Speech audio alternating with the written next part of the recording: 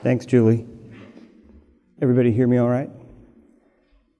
You know, she's been listening to me now for a few days do this presentation, and she stole some of my best stuff right out of the gate. She does a great job of coaching me. So thank you, Julie. Thank you, everybody, for being here this morning, for coming and being part of the discussion around leadership. I want to thank NWHPEC because they've created a forum for us to share best practices.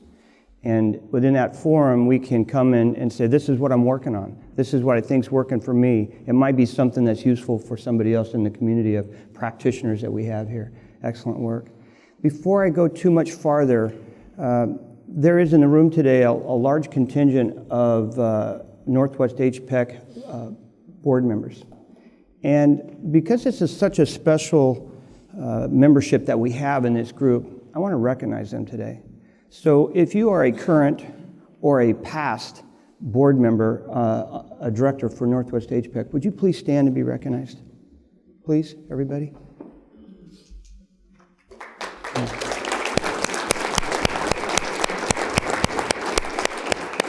Mr. Gilmore, I believe that you are also a director, and I recognize that.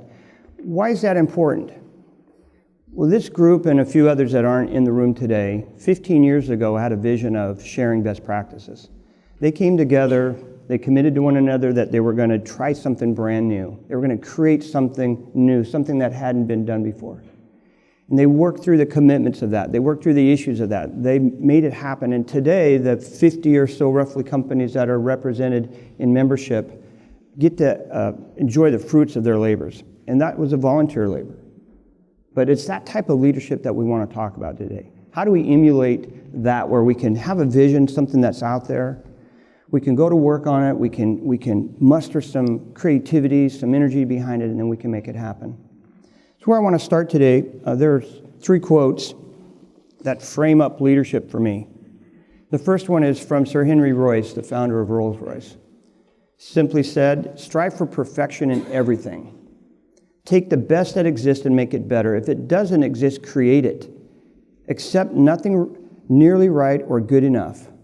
And we see examples of that in manufacturing, in sports, in art, music, and design. The second quote's from a local area leadership coach by the name of Bill Cutts. And Bill says, leadership is making something happen that otherwise wouldn't. It's being out there, it's looking farther, it's doing something different. And then the last quote is mine, and it's how I see leadership. Leadership is the relentless pursuit of excellence through rapid cycles of learning and coaching. And it's because of this kind of continuous learning opportunity that I have and my interest in learning that I'm here today to talk to you about it.